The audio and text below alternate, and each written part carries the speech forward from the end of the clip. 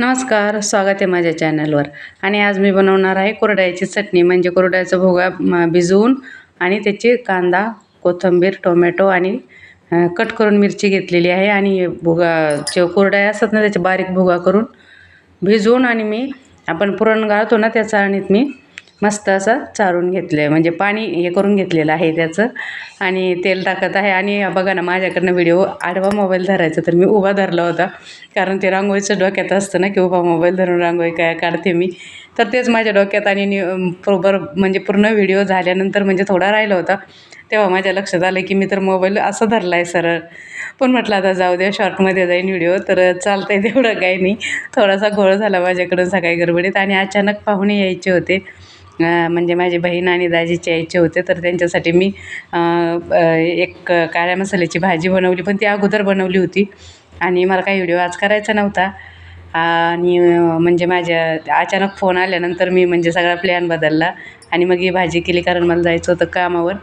तर मग मी ती भाजी त्यांना ठेवली आणि ही भाजी मी कामावरून येणार आहे त्यामुळे. तर ती काय मी अगोदर व्हिडिओ नाही बनवला, कारण मला वेळ नव्हता. सकाळी एकतर लाईव्हला खूप वेळ निघून गेला होता, तर म्हणून म्हटलं चला आता काहीतरी साधं सोपं बनवावं. म्हणून मी पटकन बनवून निघणार होते, तेवढ्यात फोन आला. मग मी परत प्लॅन बदलला, मग परत ही भाजी बनवली.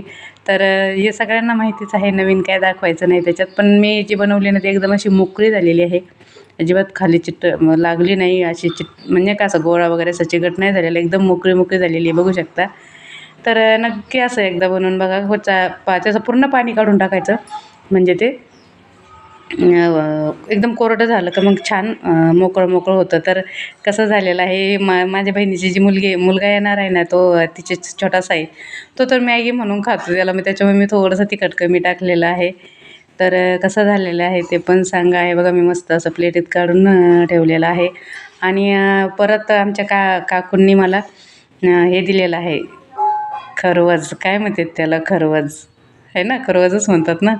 आणि हे बघा, इतके एवढा स्वयंपाक बनवलेला आहे मी पाहुण्यांसाठी. आणि आता ज्वारीच्या भाकरी पण नंतर बनवाव्या लागल्या मला, काही पोळ्या बनवायला लागल्या. आणि हा आपला कुरडयाची चटणी. तर चला भेटू परत.